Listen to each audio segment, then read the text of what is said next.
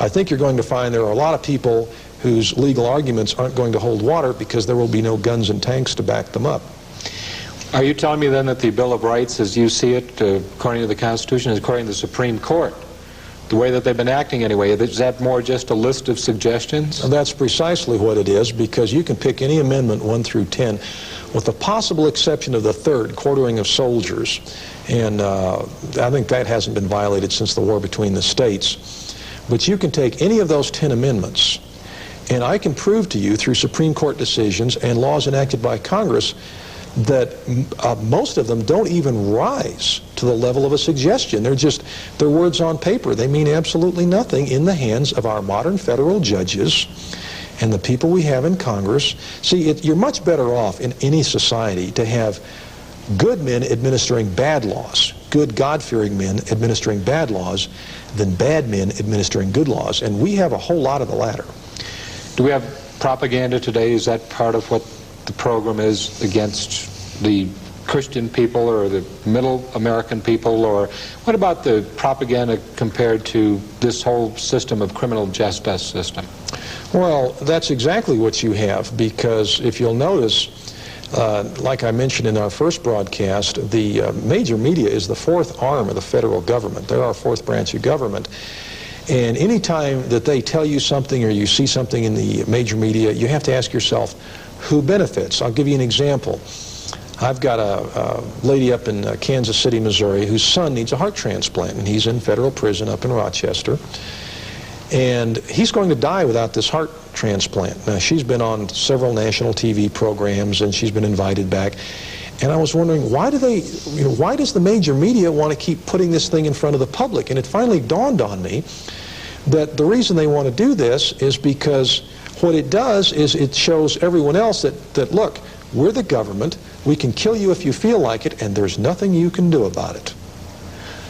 Would that be the same case as Manuel Noriega of Panama? I mean, did we have a right to go into his country? Are we usurping the international law? Did this country do that?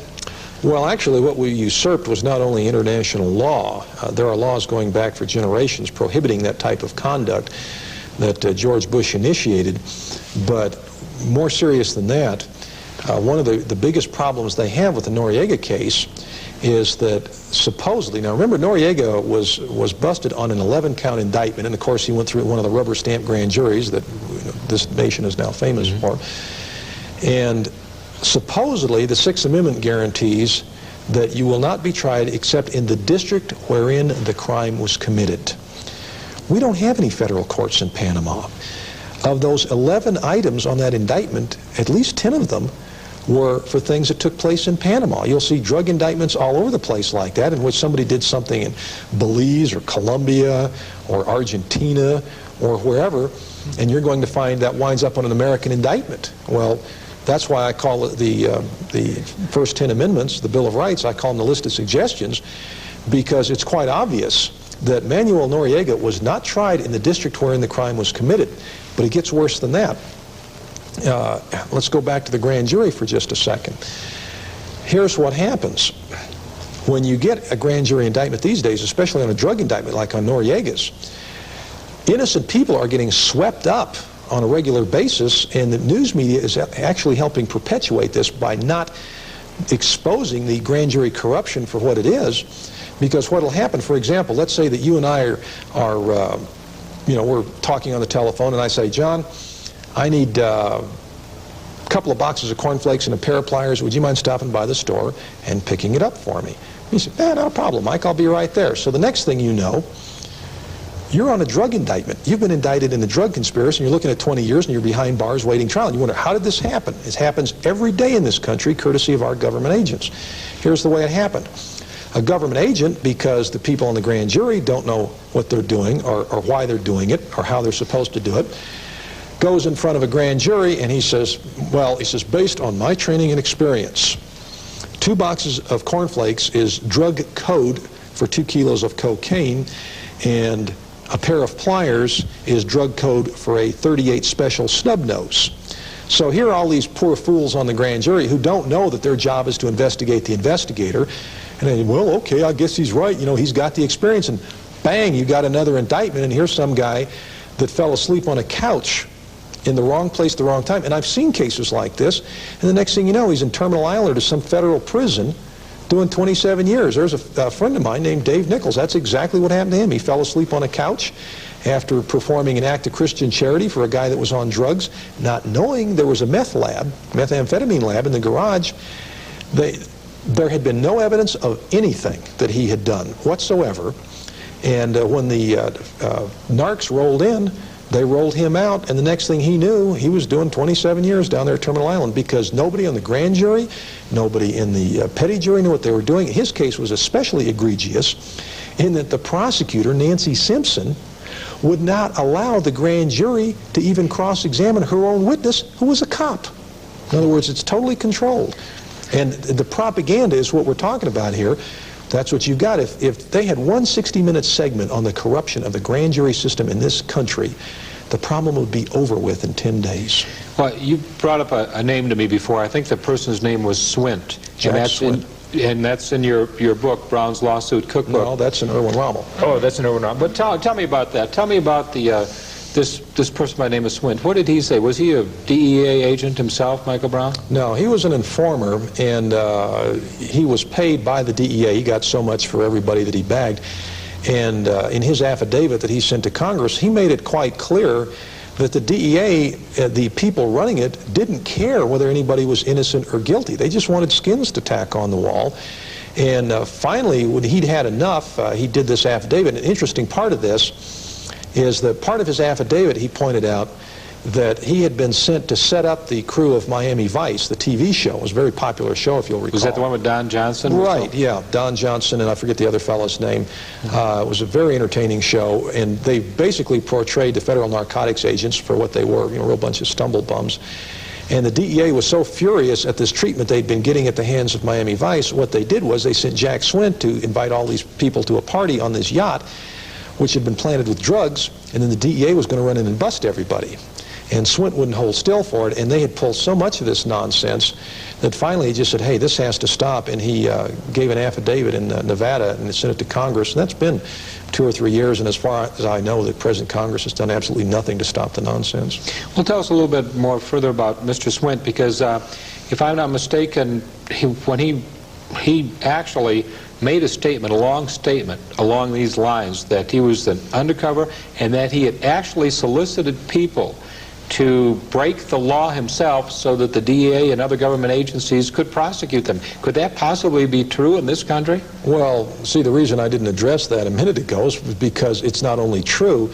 Most government narcotics crimes are actually created by government agents. I can give you... How can that be? Oh, it's very We're not simple. supposed to create crimes. I mean, I thought we were spending all these billions of dollars to stifle crime, not create it. No, because the fact is the DEA and the FBI, they're really too inept to catch anybody that's really dangerous. So what they do is, in order to justify their cretinous existences, they will go to some guy that's having financial problems, like a chiropractor in Lake Tahoe, California, and one of their agents or an undercover informer or someone like that will say, well, look, you really want to pay this $40,000 tax bill. If you can just get me 5 kilos of cocaine, you'll make enough money, you can pay the taxes off and so forth and so on. And they'll work on a guy like this. So this particular chiropractor, I mean, I was personally involved in trying to help him on this case, went to a friend of his who was a pilot and says, I got to get some cocaine to pay a tax bill. And the pilot says, man, you don't get mixed up with this. I smell a rat here. Well, the chiropractor kept begging him, and so the pilot had to go, and he had to go find a source of cocaine because he didn't know either. All right? So now you've got all these innocent civilians dragged into this thing, and when the DEA finally busted all these people in June of 1989 in Lake Tahoe, California, they called it Operation Deep Snow. The entire operation had been put together by one of their own informers. There was no Deep Snow conspiracy. There were just a bunch of people that got sucked in by this character. Incidentally, this particular informer, his real name was Gary Peacock. They found that out later. This guy was such a slime that when he was down in Florida, he's from Florida, by the way, you know, your home state, you know, the land of sunshine and shady characters. Gary Peacock went back to his high school classmates and said he needed to buy guns to ship overseas and everybody could make money. So his high school classmates obliged him, and they brought all these guns to him, And then he told him, he says, well, look, he says, the problem is, he says, you're going to have to take payment in cocaine. The DEA was waiting outside to bust half of his senior class. And fortunately, the people there, they were basically honest citizens. They said, oh, no, no way. We'll just take this stuff back to the gun store and see if we can get our money back. We're not dealing in this stuff.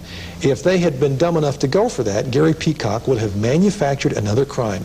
You're going to find in about 70% or more of the narcotics cases in the United States, those cases are manufactured by government agents. In other words, they take people, some of whom have been convicted before, some of whom have not, some who are in financial trouble. See, it's very, very easy to take somebody who's up to here with bills and financial problems and show them a big bucket of money and say, all you have to do is this, this, and this is what you get. It's called entrapment, but most of the federal judges today, even when they see it rubbed under their nose, under entrapment, you're not supposed to send the man to prison. They don't care. They do it anyway. It's a business.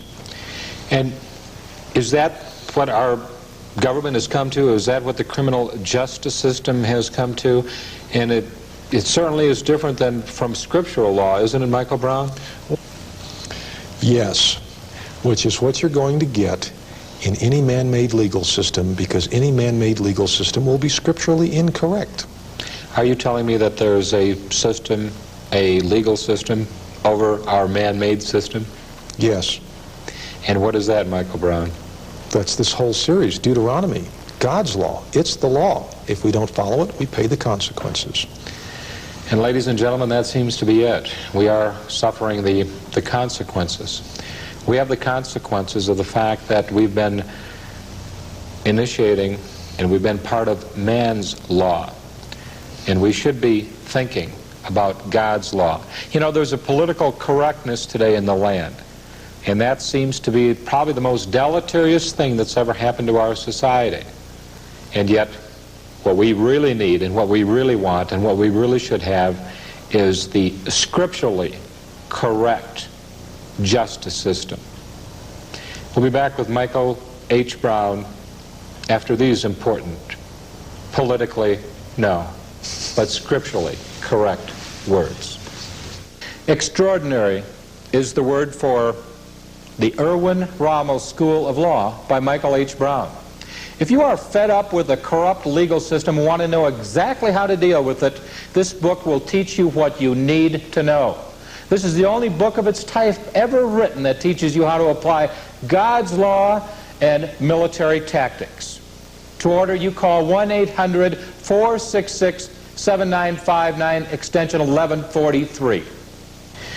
We're back with Michael H. Brown, and Michael Brown also has rejuvenated what is the Geneva Bible. And this is the Geneva Bible. We'll take a look at it. You can see the front cover. It's a little bit difficult, but we have the Geneva Bible here.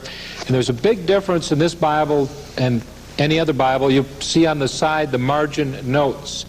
And you might be able to take a look at that, but you have the margin notes on both sides going up the side of each one of the columns and indicating the different verses. Now, the Geneva Bible. Tell us a little bit, Michael Brown, about the history of this magnificent Geneva Bible. Well, it's the first Bible in English, first complete Bible. Now, Tyndale's was a bit earlier, but he only did a New Testament before he got caught and strangled at the stake and his body afterwards burnt. This is the first Bible in English that was not put out by a government agency.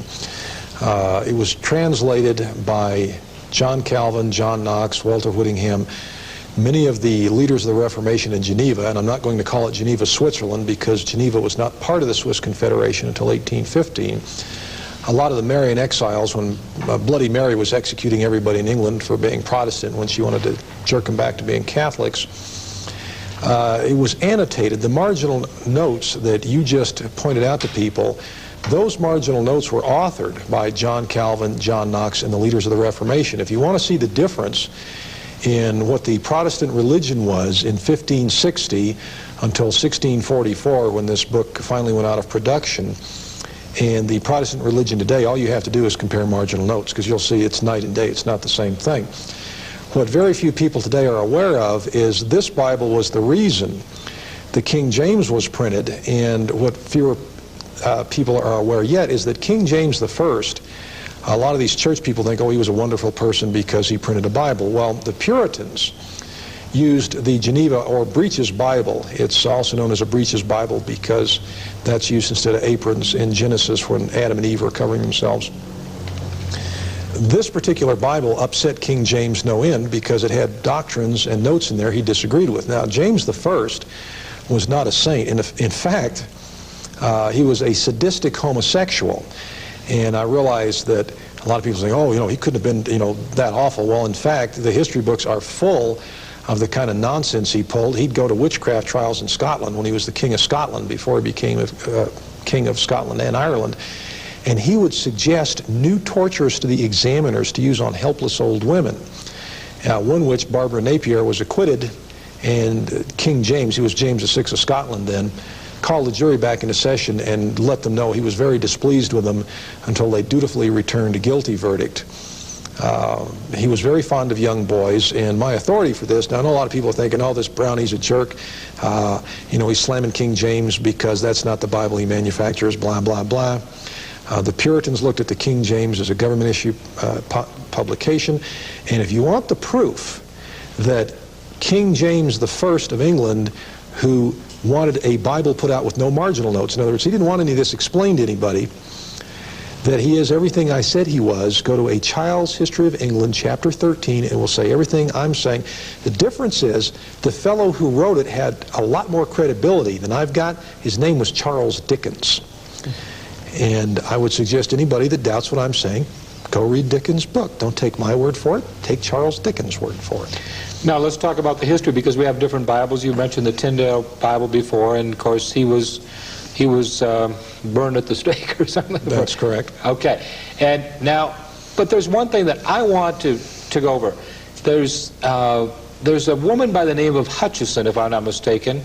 And where did this doctrine under grace, not under the law, where did it start? Where did it formulate? And does that have anything to do with the Geneva Bible?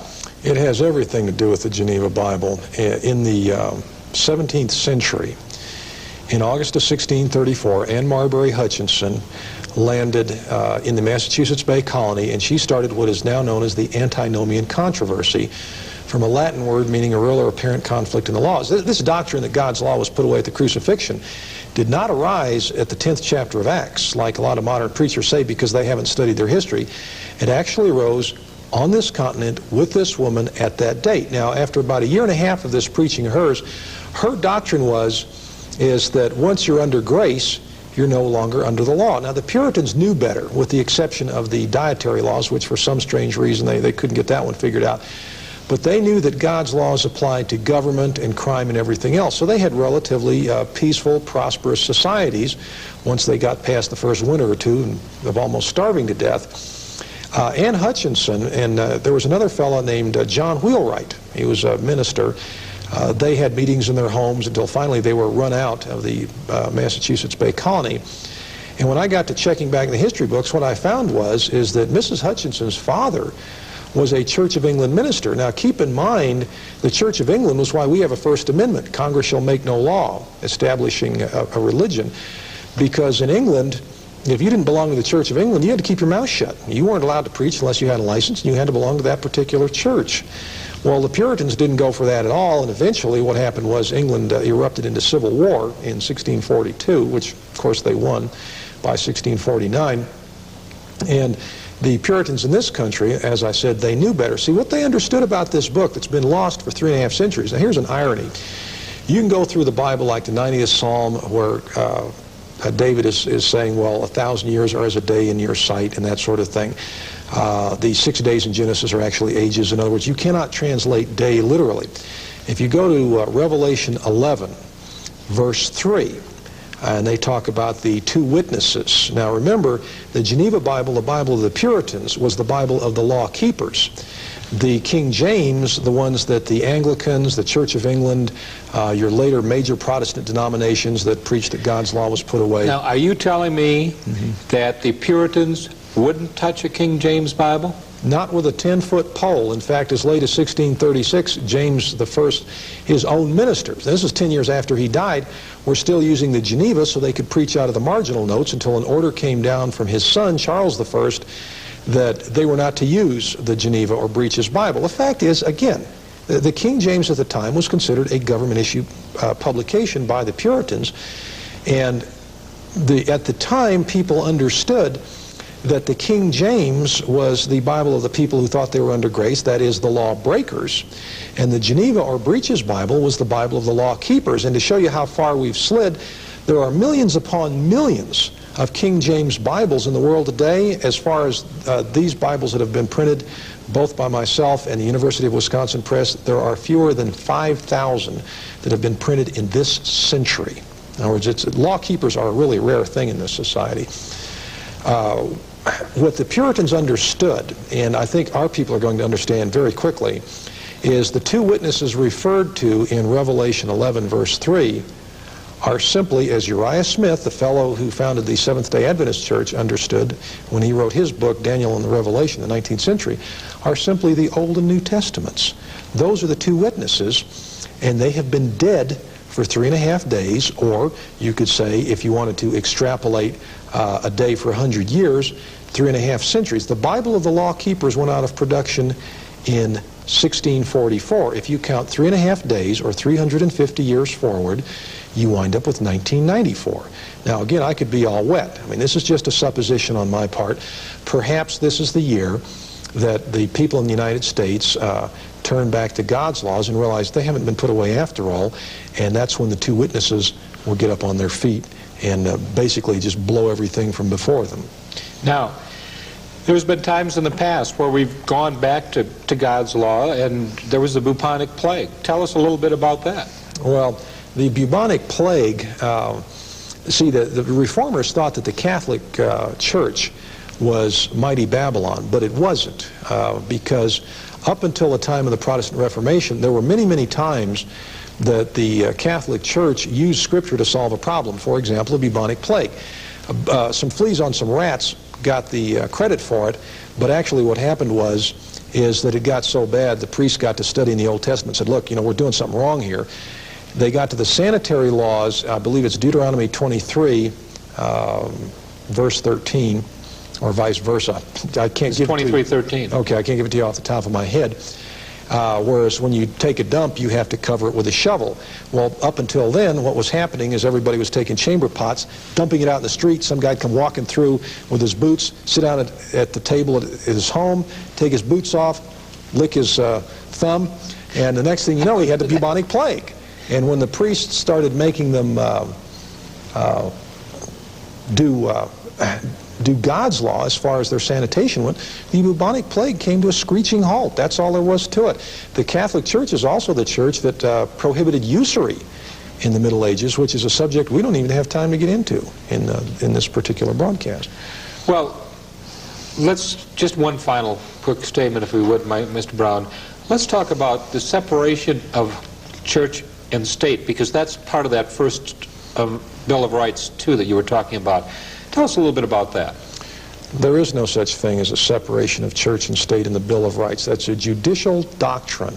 What it says is Congress shall make no law. That's all it says. There is not a thing that says you have to separate God from country. In fact, to prove the exact opposite, pull a dollar bill or a quarter out of your wallet. It says, "In God we trust," right on it. Now, if there's a separation of God from our government, which our judges, and we discussed that in the first broadcast, they actually introduced an alien religion on top of us because they can't stand the competition. The fact is this continent was basically colonized by Christians, even though they did some pretty nasty things to the Indians occasionally.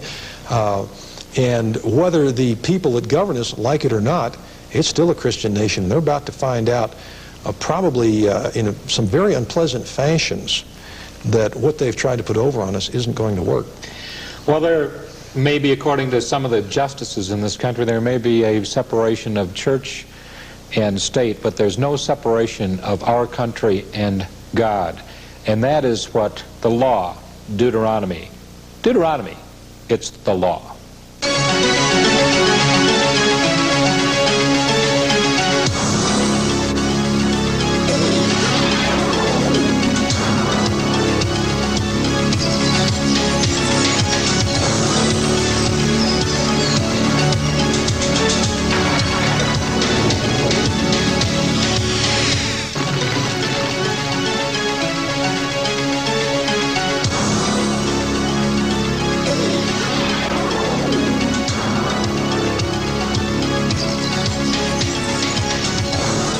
John Larson Schudlick, and of course this is Deuteronomy. It's the law. We have with us today, again, Michael H. Braun. And with Deuteronomy, it's the law, we're being scripturally correct. Michael, we have, I consider, a real interesting subject for this next hour. So let's get right into it. And scripturally we're talking about, let's talk a little bit about that word polygamy. Where does it come from anyway? Well, actually, that's not the correct word. It should be polygyny. That's one man having several wives. Polyandry would be one wife having several husbands. And polygamy covers either, but in this country, normally, polygamy simply means one man having several wives. Tell us about where did this originate? I mean, let's talk about history first of all. And let's talk about Columbus in 1492. That was when the country was founded. Does that have any relationship to, say, sexual orientation, polygamy, whatever it is? Yes, it does, and it's not when the country was founded, it's when the continent was discovered, or should we say rediscovered. What happened was, and this is something that nobody talks about today, which they should be talking about because of this AIDS epidemic, is this. When Columbus and his men landed, they hadn't seen women for a while, obviously, and the men on board got to having sexual relations with the Indian women on that particular island. Well, what they did was they brought back a strain of syphilis that no one in Europe had ever seen before.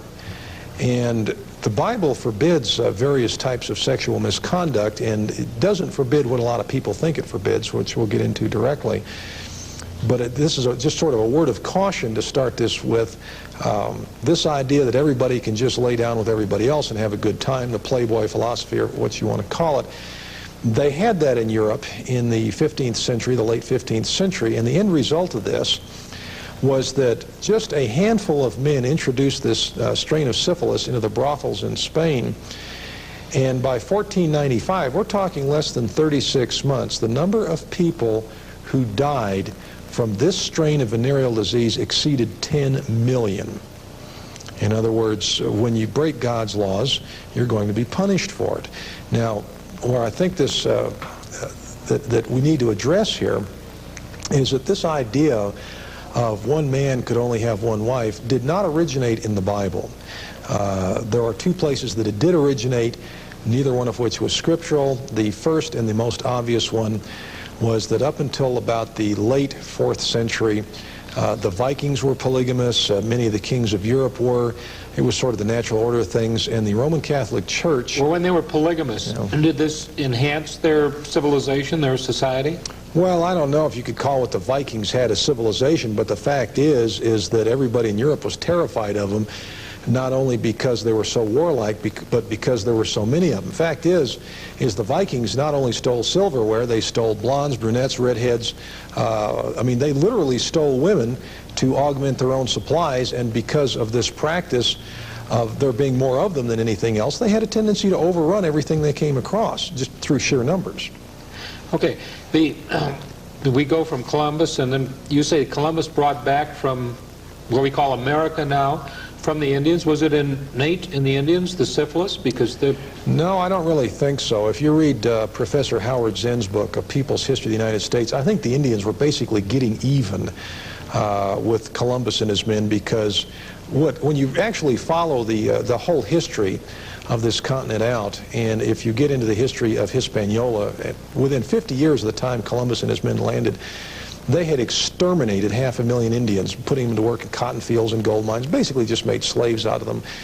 And there's no possible way to prove this after over 5 centuries, but I would suspect that if the Indians knew that certain women were infected, and they knew that the Spaniards were a bunch of bad boys, they weren't Boy Scouts, and I would suspect that the Indians would have done it to them deliberately. I know if I'd been one of those Indians, that's what I'd have done to them. And I think what we also need to do here is we need to get back to the Council of Toledo in 398 A.D. Now, that was a council put on by the... That's just what I was going to ask you about. Good. Okay. You anticipated my every thought. That was where the doctrine arose that a priest could have none and everyone else could have one. Now, that was to have serious consequences. Wait a minute. You say that the Council of Toledo, this wasn't biblical, this was just a dogmatic practice that priests could not marry and everybody else could have one. Before that, you could have multiple wives if you wanted to? That's correct, and if you could afford them. I mean, you know, women are kind of expensive, even back in those days. But yeah, you could have multiple wives. In fact, up until that time, Catholic priests were allowed to marry, but at the Council of Toledo, they came up with this church doctrine, and that's precisely what it was. It was not based on Scripture. They came up with a church doctrine that a priest could have none, everyone else could have one. Now, that was to have serious consequences slightly over 1,000 years later during the Age of Exploration, because keep in mind at this particular time, when the Council of Toledo was convened, a Bible was a very rare thing. Since they had to be hand-lettered, they had to be chained in the churches, which was certainly understandable because you had a man's life tied up in one book. You know, he'd spent years just copying one Bible just to put in a church so the priest would have access to it and occasionally someone else would. Now, the consequences were this. In addition to the fact that this disease spread all through Europe, because the fact is, if you have one man and say up to 7 women or whatever, or the Muslims have 4, you have a closed loop system. You can't have a daisy chain where you have one man goes to another woman, goes to another man, goes to another woman, goes to another man, and then goes this way and that way like spokes of a wheel, so that everybody, whatever the disease is, everybody's got it just like that. If you'd had the surplus female population taken care of instead of stuffed into brothels, that disease never could have happened. Now, the consequences, starting at about the time of Vasco da Gama, there's a scripture that's very appropriate here. I believe it's in the 3rd chapter of Ezekiel. And what it basically says is God told Ezekiel, if I send you, and I'm not going to use the translation that we have for this particular element here, but the one I'm going to use is out of the Farrar Fenton. He said, God tells Ezekiel, if I send you to a people of thick lips and a heavy tongue, they'll listen to you. But instead, I'm going to send you to the house of Israel, and in effect, they're a bunch of knotheads. Obviously, like I said, my Fenton version's a little different than the one we had to use here. And here's what actually happened. Now, let me prove that scripture correct. At the tail end of the 15th century, all these boats, these sailing vessels, started going through Africa and Asia, you know, all these so-called ignorant savages and heathen and so forth and so on. And what happened was this: the missionaries would go to these cannibal chieftains and to these oriental despots and all these people that were supposedly, you know, not quite as smart as the white boys. And what would happen is they would show the biblical law, because remember, this is before this doctrine had arisen that it was put away, and say, these are your laws for government, these are your laws for diet, these are your laws for sanitation. And a lot of these so-called heathen, they would look at this and say, wow, this is a great religion, we're going to adopt it as official state policy. But then came the clincher, because now remember, the Roman Catholic doctrine promulgated at Toledo had been like the daily thing for 1,000 years. In other words, everybody had been indoctrinated with this business of monogamy promulgated at this council, and it just never occurred to them. When did this Council of Toledo take place? 398 A.D. Okay. All right, now, so what because you said 1,000 years, and I was... 1,000 years from 398 A.D., you go up to, say, 1492. It's actually more than 1,000 years. It's closer to 1,100. But remember, for over 1,000 years, this doctrine was pretty much standard throughout Europe. There were a few rebels, like Charlemagne. He had 4 wives. So did the King of Ireland. You're talking about 100 and some years, right? Oh, no. Charlemagne, I believe, was around the 8th or 9th century. Okay, go ahead. Can't give it to you exactly. Now, wait a second now, Michael. You said it was 3-something A.D., 300-something A.D. 398 A.D. Okay, 398 A.D. That's 398 years past after death, right? Anno Domini, in the year of our Lord. Okay. Not BC A.D. Okay, but we're only talking about 100 years difference between... No, we're talking 1,000 years, because if you add 1,000 years to 398 A.D., you've got 1398. Okay. And it wasn't until like the late 1490s All right. that people started going around Africa and Asia. See, that's why you're here, to correct me. Well, Go actually, ahead. we better watch ourselves. This whole thing will degenerate into nitpicking. Right. And we'll miss the main point. So these Protestant and Catholic missionaries would go into these heathen kingdoms, and they would introduce this system, this biblical law, you know, hanging people for murder and everything that we've discussed. And these so-called ignorant heathen would look at this and say, hey, this is great. And then the white boys would make one fatal mistake. They'd say, well, there's one thing that you people are going to have to change. And these Oriental monarchs and these, you know, African chieftains say, well, what's that? And they'd say, well, the one thing that you're going to have to do to adhere to this book completely, which was total nonsense, as I'm going to prove, because they didn't know any better, they weren't reading it that closely, is you've got to stop this practice of one man having more than one wife. And time after time, the minute they got to that, these heathen would say, wait a minute, here's our problem. If we do what you say, first we're going to have a surplus female population. With the surplus female population, we're going to have children who don't have fathers who are going to grow up to be criminals.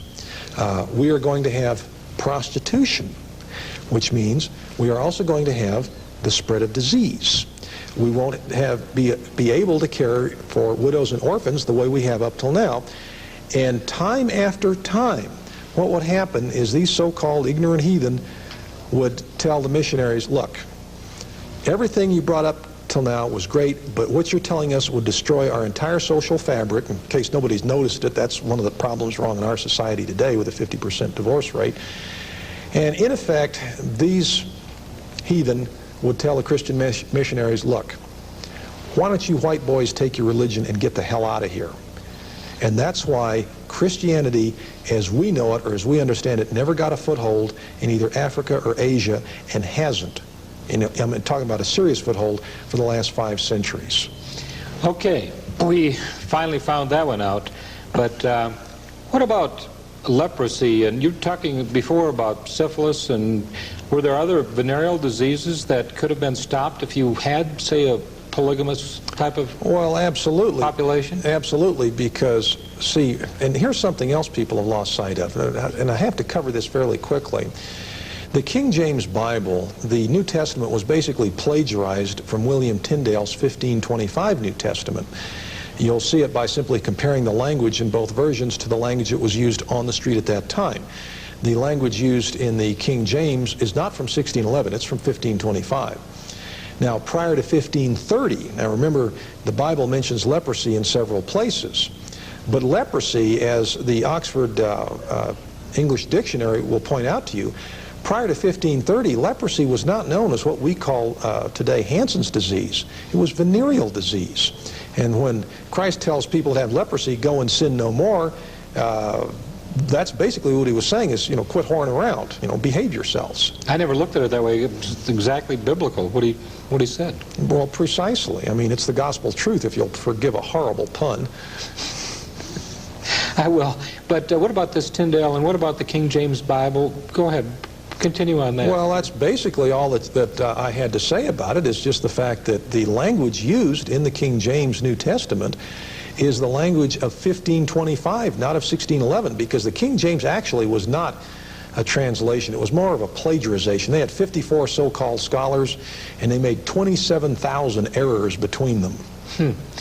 Well, what about the Siege of Munster? Did that have anything to do with what we're talking about also? Yes, it did, because shortly after the Age of Exploration opened, starting around 1517, you had Martin Luther and the Protestant Reformation. Well, the Protestants, unlike the Catholics, in the Catholic Church, you basically had to think the way the priest told you. You know, the Pope told the bishops what to think, and the bishops told the priests what to think, and the priest told you what to think. And you had to go along with literally the party platform in that respect. But the Protestants went off in every different direction. I mean, they'd take each verse out of Scripture, and they'd say, wow, look at this, you know, let's have a discussion. Well, the Anabaptists, and they were named that because they didn't believe in infant baptism. In other words, they figured somebody was 30 years old, he could make a conscious decision to be baptized, or he couldn't, but they weren't going to be splashing infants who didn't have a choice in the matter. And it started a lot of three-way wars there in Germany between the Anabaptists, the Lutherans, the Catholics, and it got to be a real mess. In this one particular town, Munster, the Anabaptists took it over. And they were quite successful in keeping the emperor or the prince bishop's forces out of the town for quite some time. But in the process, they were studying the Bible on a regular basis, and what happened is they noticed that they had a serious problem because they had 2,000 fighting men in the town.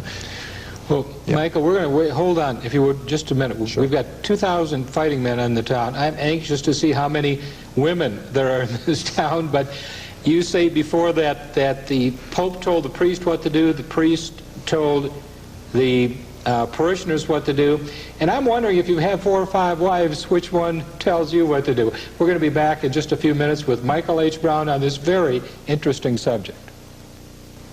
Extraordinary is the word for the Erwin Rommel School of Law by Michael H. Brown.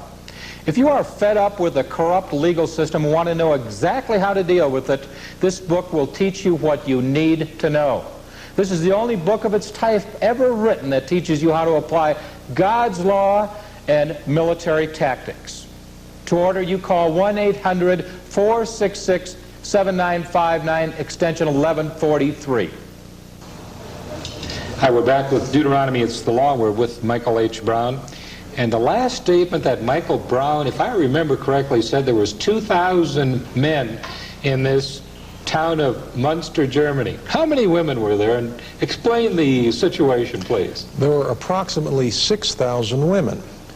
And the city fathers, because this was a theological or theocracy type of government, they had to figure out what they were going to do with these 4,000 surplus females, because they couldn't just have them wandering around creating problems. So they got to studying the scriptures, and one of the scriptures they came across was Deuteronomy 21, verse 15, that starts off, if a man has 2 wives. Now, Martin Luther noticed the same thing. Martin Luther actually officiated at a polygamous marriage in 1540, not too long afterwards. But what happened was they got to studying the scriptures, and they said, now wait a minute, here's what we're going to do with all these surplus women. Every one of these women, they're going to have a husband. And if they don't get a husband, then they got to get out of Dodge. They're going to have to leave town because we can't have underfoot consuming groceries and not being of any benefit to anybody. So when we talk about Deuteronomy 21:15, then that we were talking about not just getting out of Dodge, but getting out of Munster also. Well, no. See, what happened is that they had a town council meeting, and they announced this from the pulpit, because see, their pulpit and their town council was basically the same thing. So what happened is they told the women of the town, the 4,000 surplus ones, that here's your choice. You've got to have a husband. And I believe you'll find some New Testament authority for this, like, every woman have her own husband, every man his own wife, which people have extrapolated into monogamy, which is totally inaccurate. And most of the women went for it. What happened is that now some of the women had to have an attitude adjustment. The ones who didn't like the idea, who made too much noise about it. Sounds like present day. Well, they handled it a little differently back then. They didn't have divorce courts. They just threw them in jail. Oh, okay. And the women literally had to beg their way out and say that they were going to be good and obedient and put up with, however other many women were in the house. I think it averaged out to about 3 apiece. That's not the irony here is that when Munster was finally overrun, it was the women who fought the hardest to keep those arrangements, because they'd never had it so good. They had so little work to do, and other than the jealousy thing. They had it so good? Mm-hmm. You say they had so little work to do? Mm-hmm. Explain this from a work ethic standpoint. Well, look at the average American female. By the time she's 35 or 40, she's worn out, because she's got to be chief cook, a cleaner, bottle washer, or bring home the bacon.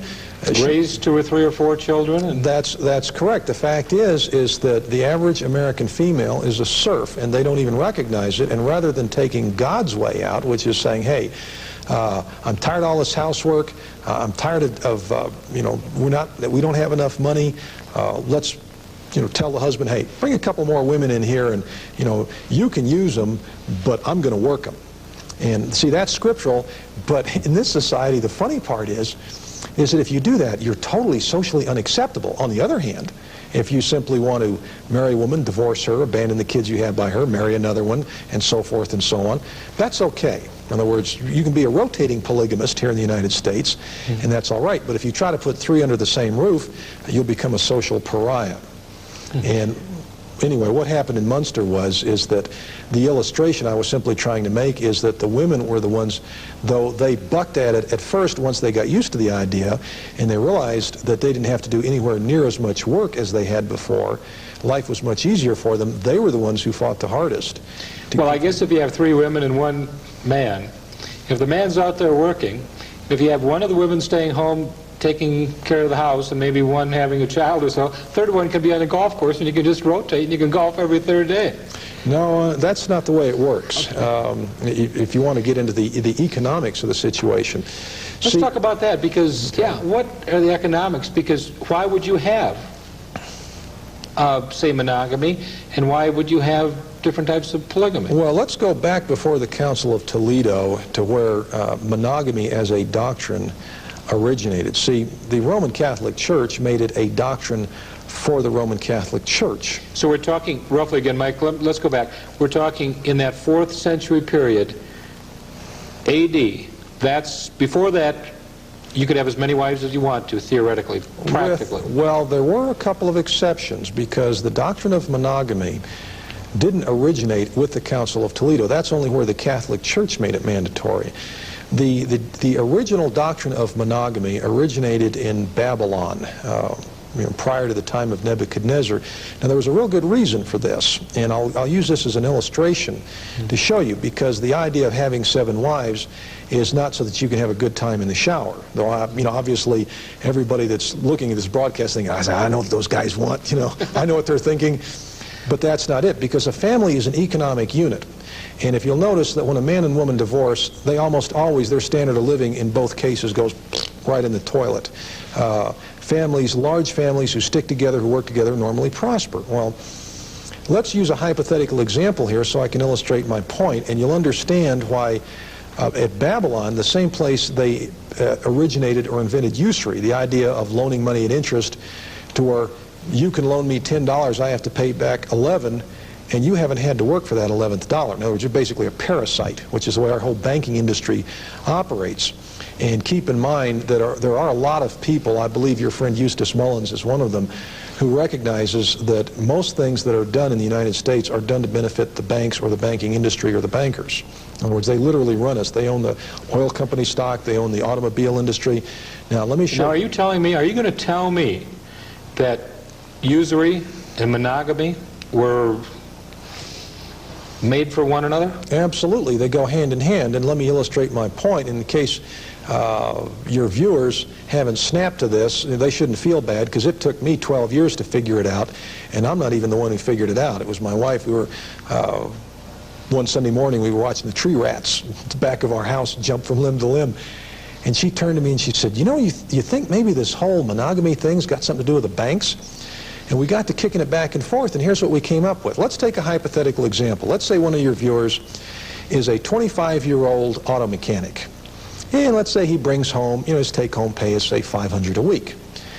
And instead of marrying a nurse whose take-home pay is $400 a week, and then every time they have a kid, she's off work, or they've got problems, and the two of them buy this $100,000 home, and they make payments on it. Now, the fact is, and I don't think anybody will dispute this, that this normal nuclear family, this normal monogamistic couple, is going to work for about 20 or 30 years to pay this house off, if the neighborhood hasn't completely deteriorated, if they haven't divorced, if they haven't had another problem. And at the end of this 20 or 30 years, they not only will have paid $100,000 for the home, they will have paid $250,000 in usury. Now, let's talk about God's defense against usury. Now, I realize this is totally socially unacceptable, and people are going to recoil in horror, but I didn't write the book. It's God's laws, not mine. Now, back to our hypothetical example. So our mechanic, instead of taking one nurse, takes 7.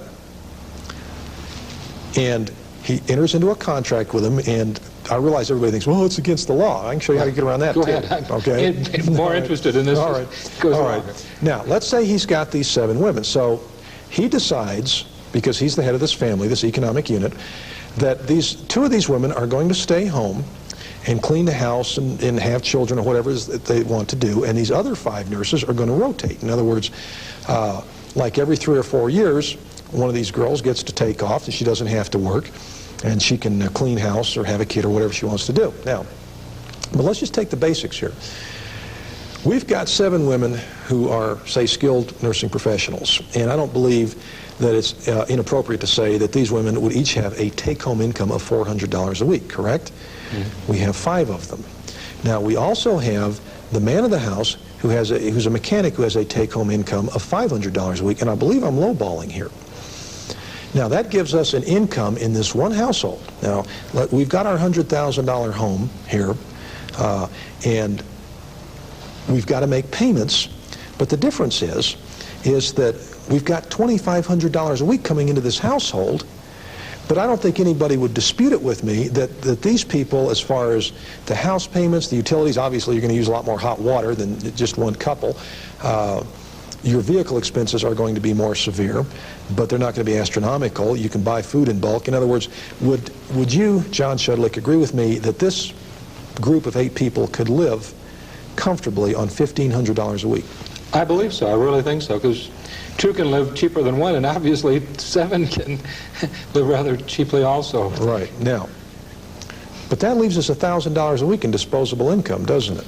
Mm-hmm. Okay, now, that means in 52 weeks, this group has $52,000 in disposable income, does it not? Absolutely. Okay, it means in slightly less than 2 years, in 100 weeks, this same group has $100,000 a week in disposable income, does it not? Mm-hmm. Now, what if this group... 100,000 for the period of time. That's correct. All right. Now, what if this group takes this $100,000 and pays his house off with it? Now, instead of the bankers, the usurers, collecting $250,000 in interest, the only thing they got was maybe the interest for a couple of years, which might have been 5 or 10% of that. But it gets worse, because this same group, because they're following God's laws, and they're not loaning money to other people at usury, which is forbidden in Leviticus 25, verses 34 to 37. The whole usury system is referred to repeatedly throughout the Bible as Mighty Babylon. That's where I part company with the people that led the Reformation. I don't think it's the Catholic Church. 2 years from the time they've paid this house off, they are no longer not customers of the banks, they are the bank's competitors. And so now what you have just done, if 10% of the population of the United States chooses to live in this fashion and loans money for real estate to friends and relatives or whatever, because they have it to spare and they're not going to loan it out at usury, they're not going to partake of something the Bible forbids, within a very short period of time, you have just destroyed the banking industry in the entire United States. And see, that's what I don't think the early Mormons ever figured out, because when the federal Congress started enacting anti-polygamy legislation, like the Edmunds-Tucker Act in 1878, it wasn't to get the Mormons. The anti-bigamy statutes in every state in the Union are not to keep people from being immoral, and I'll prove that in a second. We'll discuss the state of Nevada. It's to protect the banks. Fact is, the people running these banks all the way at the top, they know what I'm saying here. They know the minute that people start living like this, the banking industry's finished as we know it. And not only that, Mike, if you take that one step further, and I believe this, that because you don't have to pay that interest off, you could multiply exponentially that capital, and the capitalization of this country of good wealth money would be just tremendous. And the new industry and the buildings and the construction would just go on just like wildfire, would it not? Well, what you just described is the millennium, and it's not going to happen until the banking industry is destroyed. Just like this latest NAFTA nonsense. Thomas Jefferson once said that a merchant has no country, his loyalty is to where his profits come from. Almost all this legislation you see is because the banks have made bad usury loans to South America, the Soviet Union, all these other countries on earth, and the reason that they want all these Mexicans to make all this money is not to benefit the Mexicans. It's to take care of these banks in New York that are faltering on the verge of collapse. The fact is, under God's laws, the banks are finished anyway, and we're either going to return to God's laws or we're not, and we're going to be destroyed. There's no middle ground. Scripturally correct. Is Isaiah, I believe it's 3:12, if I'm not mistaken, maybe it's 4:1, but in Isaiah, does it talk about the fact that 7 women and 1 man? Yes, it does. That's the 4th chapter of Isaiah, verse 1.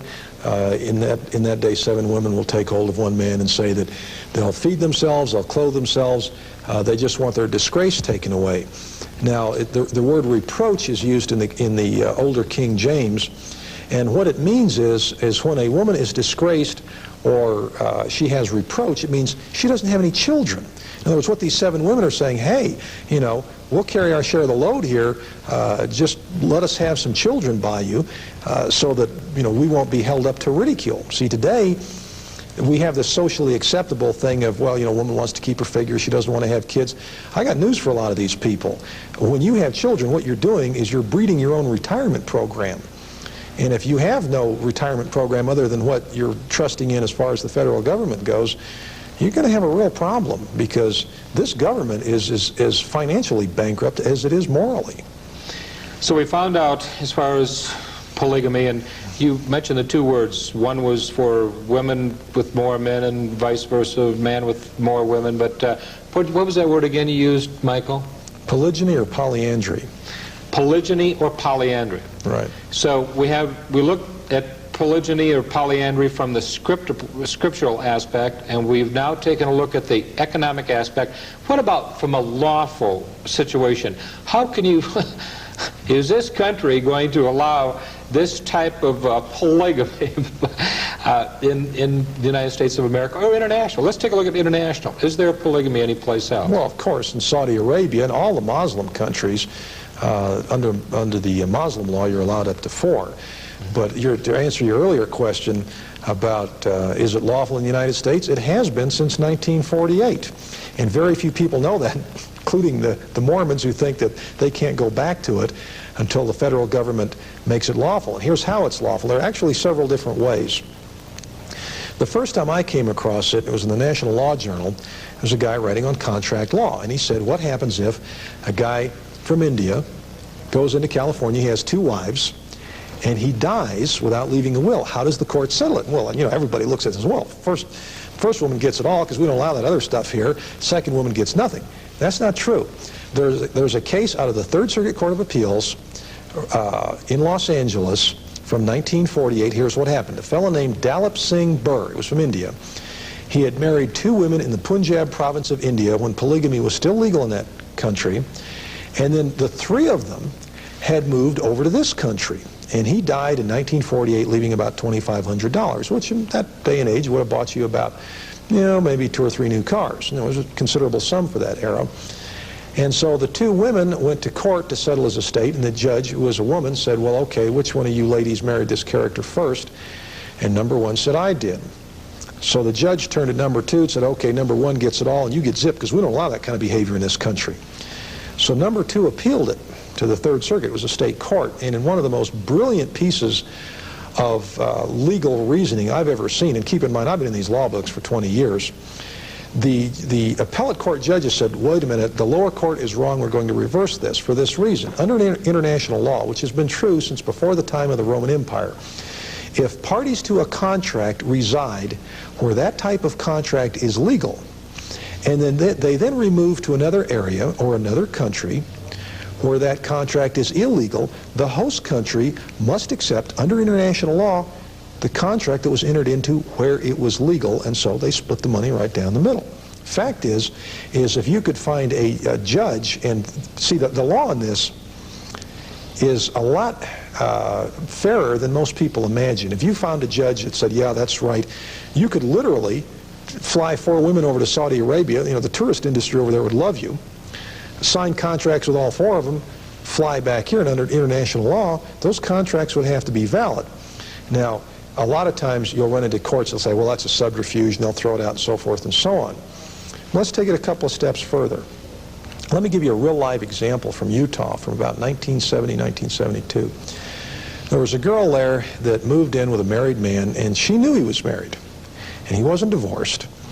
And the 2 of them worked for about 5 years, and they paid off a home there in Salt Lake City.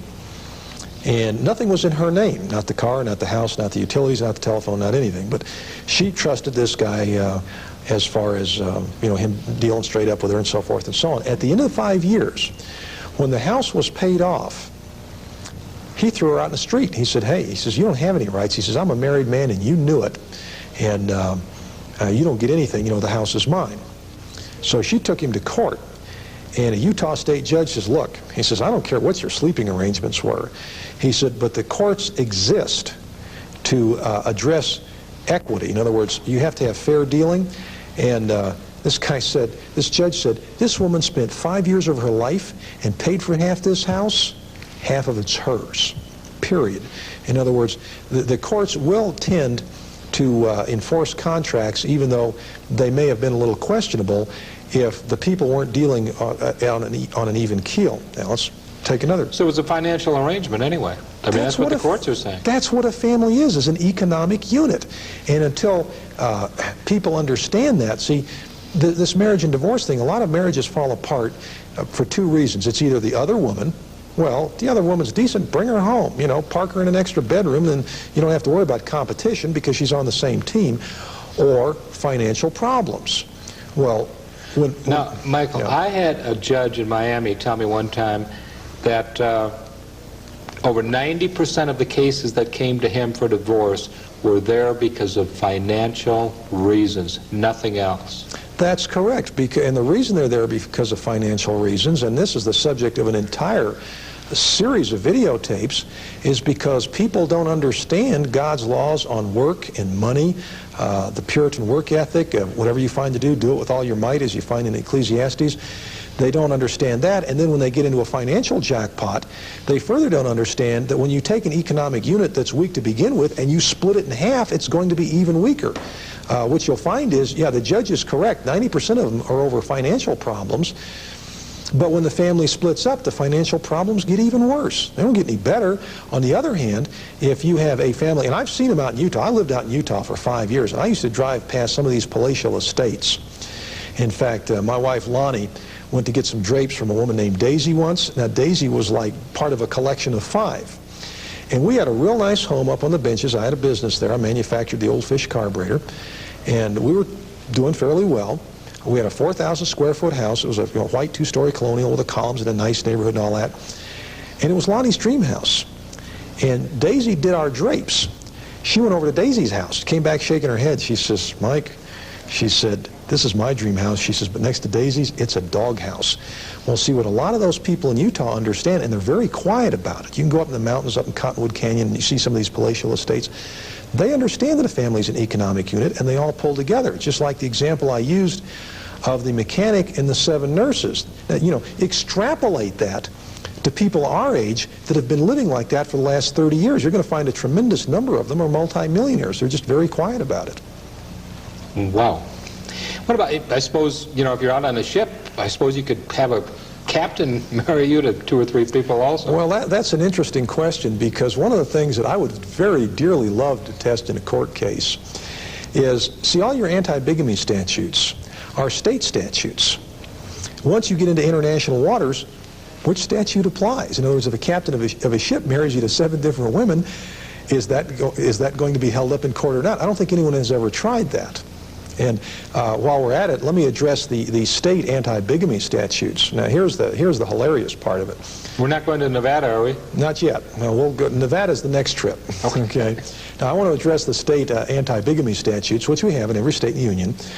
Here's the hilarious part of it. About 30 years ago, most of the states did away with these lewd cohabitation statutes. In other words, if you weren't married to a woman and you were living with her, shame on you. You go directly to jail. You don't pass go. You don't collect $200. You don't get to do any of that. Well, so many people started living together back in the 60s without filling out all the state's paperwork. Finally, the state legislatures just said, oh, the hell with it. You know, let's not even bother with this. We're tying up valuable court time with this nonsense. Just let people alone.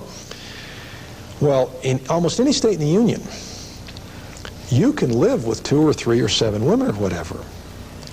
And as far as the law goes, they're not going to bother you. When they're going to get on your case is when you go down to City Hall and you take out, say, 3 marriage licenses. Because what they're going to arrest you for then is not living with these women or having children by them or providing for them or supporting them. It's going to be for messing up their paperwork. In other words, shame on you if you mess their paperwork up. That's what you're going to go to jail for.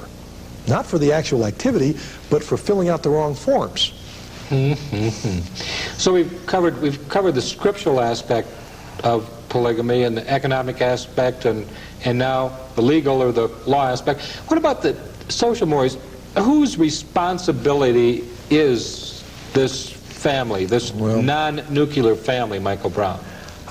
Let's back up here a little bit because this ties in and it's also scriptural. Let's go to Exodus 21, verses 7 to 11. Let's get a little further into the economy here because when you have social mores, remember they had a different set of social mores in this book than we have in this society. In this society, you know, queers are great. You know, anything goes. If it feels good, do it. If it's scriptural, shame on you. You know, we'll burn your church down with you in it like they did at Waco. But this particular scripture, watch it closely. If a man sells his daughter to be a maidservant, now the word maidservant is a mistranslation because look at the, go down here a little bit where it says betrothed her to himself. You don't betroth maidservants, you betroth people who are going to be wives. Well, let's read that. If a man sells his daughter to be a maidservant, we're going to talk about that, she shall not go out as a manservant do. Or does. If she does, right. If she please not her master, who hath betrothed her, then we'll go through the rest of it. But tell us about that. Tell us about that statement. Well, that's one of the reasons, in addition to the fact that we have all these financial problems because people disobey God's laws, and then we obviously have the 10% leftovers because women get jealous, and actually most women don't get jealous if they'll admit it, they get insecure. Our whole marriage system is backwards because under biblical law, if you read that scripture carefully, man just sold his daughter. In other words, he had this really valuable piece of property, and what he did was he got a large bundle of cash for her, and some guy, the fact is you pay, say, $100,000 for a blonde, you're not going to beat on her like you would an old Chevrolet, which is what a lot of people in this society do. And I know this is going to sound a little kooky, but the fact is... Oh, no, it won't, Michael. No, you're right. It's not socially acceptable, okay? Go ahead. You know, anyway, all this other stuff is. I mean, you see all these degenerate talk shows that got, you know, switch hitters with their wives and their boyfriends and all that. That's okay. But, you know, God help us if you preach God's law. A woman, let me ask you a question. If you were going to go out and pick another wife today, what would you want? Would you want a woman who fell in love with you, who's going to fall back out just as easily, fall in with someone else, just like sewer hopping, all right? And love isn't something you fall into like a sewer. It's something you earn through the years. Or would you prefer a girl that said, okay, look, you know, I'll be your wife, I'll bear your children, I'll clean your house, I'll be loyal to you, just get my family out of debt, which is what this particular scripture was designed for. Now here's the real irony. This idea that a man, through financial power of some sort, gets a woman's father or her family out of a jackpot, it's the plot thesis of 1/3 of all women's romance fiction. Boy meets girl, girl could care less, girl's father is in jackpot, girl sacrifices herself to save family. You read any book on how to write romances, and I read one of those books once because I wanted to do a perverted romance of my own. It was called Escape from Outer Alcatraz. It was a male version of a romance novel. It was pretty nasty. But what you have is you have a system here for making sure a girl's going to be taken care of. And here's another thing you need to consider, is that a 19-year-old female or a 23-year-old female, they don't have the training and experience to determine who they should spend the next 40 years with. Now, their parents do. And you'll find quite often a match that's initiated by parents. So Michael, maybe I can interrupt you there because sure. If you go back even to the 17th to 18th century, what have you, where the family patriarch determined who should marry his daughters, when they had less divorces then than they do today, by far. Is it really better then? Are you saying that it's better for the spouse to be chosen? Well, I think, I don't know if you would say it as a cold mechanical thing like, well, okay, we're going to go shopping for a car and you're going to buy a Chevrolet and nothing else. I believe the children had something to say about it, but they listened to their parents. See, this generation doesn't. You know, all these kids now, they think they're wiser than their parents, and so they keep making these horrendous mistakes. I've heard that the actual divorce rate is as high as 80%. Well, when you have a divorce, who are you hurting? You're hurting the children. In other words, how many children really want to see their parents split up? Well, the reason they do is because in a lot of cases, these people weren't suited for each other to begin with, for the simple reason that they weren't compatible. I mean, I picked up a couple of girls hitchhiking one day from Ireland. The first thing they said was, "Brown, we don't understand you people in this country. The only thing that you base what you want a woman for, even if it's for a marriage, is looks. You know, good face and figure, and that's it. If you know, you don't consider her character, you don't consider her intelligence, you don't consider her background, you don't consider her family."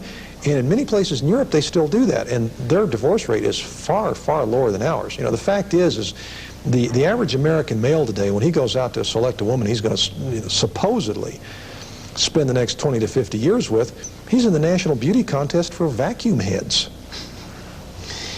Can you imagine this, ladies and gentlemen? We're talking about the fact that if you had this nuclear family, if you had this biblical family, and you had, shall we say, several wives, and every year or two, no matter how many you had, you could pay off a $100,000 home. Would that not be incredible? It is absolutely phenomenal. And I never realized before, Michael, until I started talking with you, that we're talking about the fact that monogamy with the Baal worship and usury was all put in together. We'll be right back with Michael H. Brown, and we're talking about polygamy. If you are somebody who really believes in God's Word and wants to obey God's laws, you should have the Bible the Puritans used, with margin notes by John Calvin and John Knox and other leaders of the Reformation. Come back to the faith of our fathers. To order a free catalog, call 1-800-466-7959, extension 1143. You'll be glad you did. We're back with Michael H. Brown, and we've been talking about a very serious and rather delightful subject. And that, of course, is polygamy. We're talking about polygamy. Are you married, Michael Brown? Yes, I am. I've been married to the same woman for 27 years. Her parents picked me out for her. Her parents picked you out? That's correct. I didn't even know what she had in mind when she showed up at the airport in September 1967. We dated for about 90 days, and we've been married for 27 years. Well, praise God. That's a wonderful marriage, I guess, and the parents picked it out. So that's correct. Their judgment was better than ours. Maybe so in this case. Let's go. We're talking about judgment, and we're talking about social mores, and let's go to the state of Nevada. And Nevada has something rather peculiar, doesn't it?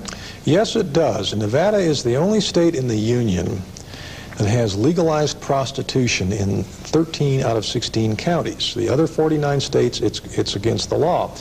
Now, when anybody starts saying, well, you know, that having several women is immoral and so forth and so on, and that's why that it's outlawed, I would like to point out that bigamy is against the law in Nevada. In other words, you are not allowed to take responsibility for more than one woman in the same house as far as the state's paperwork is concerned. But you can go to all the whorehouses you want. Now, what kind of an argument does that... So it's legal to have prostitution. I mean, it's as legal as can be to go see a prostitute in Nevada.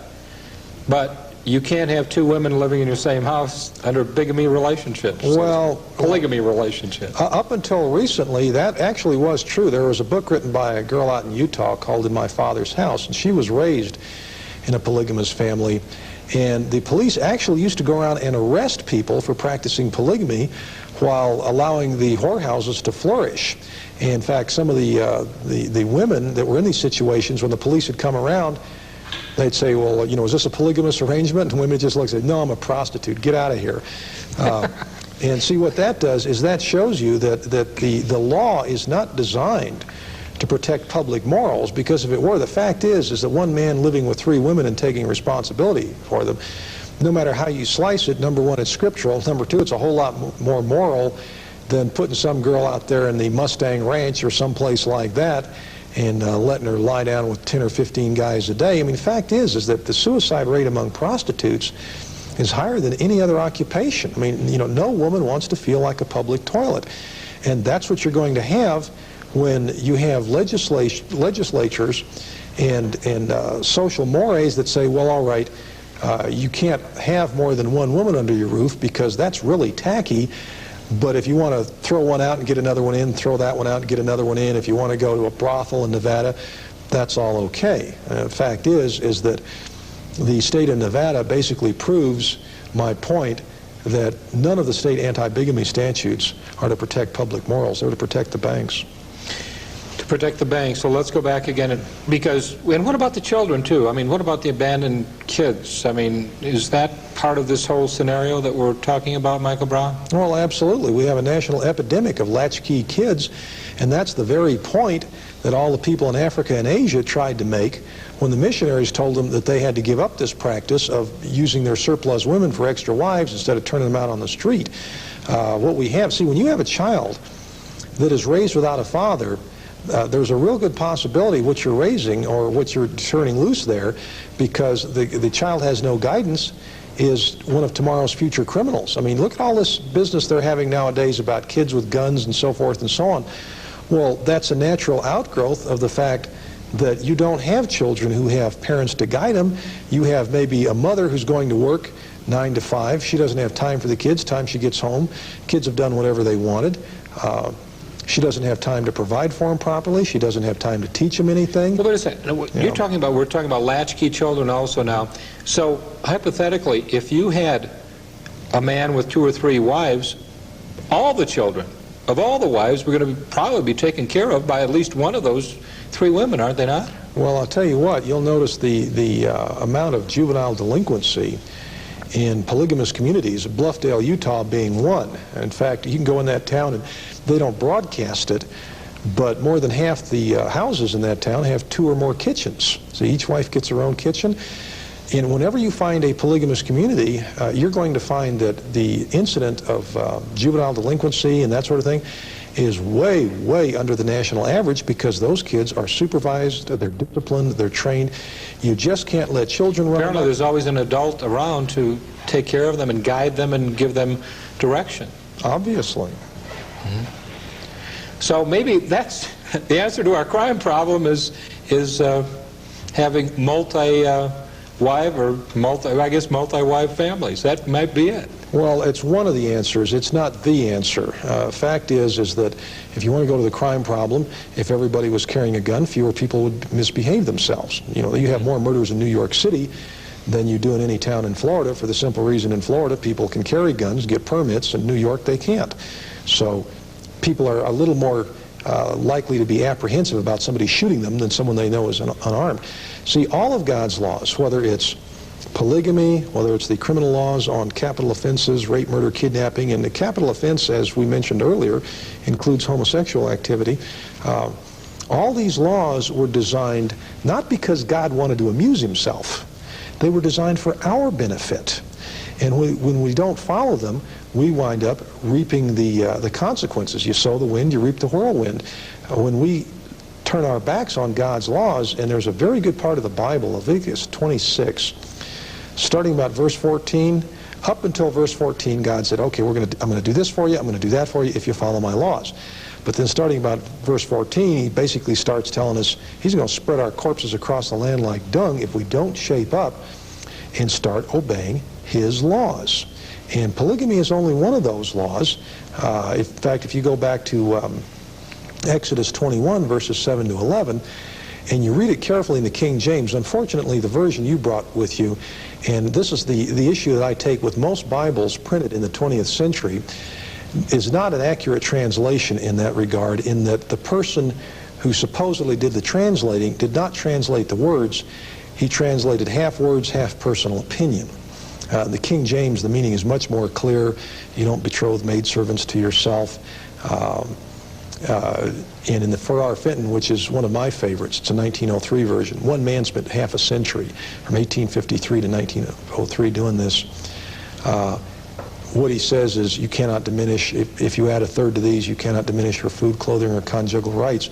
In other words, what we're not talking about here is somebody looks at this videotape and says, wow, you know, do I get the score tonight? He runs out and picks up half a dozen women. Wrong. That's not the way it works. If you lie down with them, you're responsible for them. You cannot just use them for trampolines and abandon them like seems to be the Playboy philosophy in this society.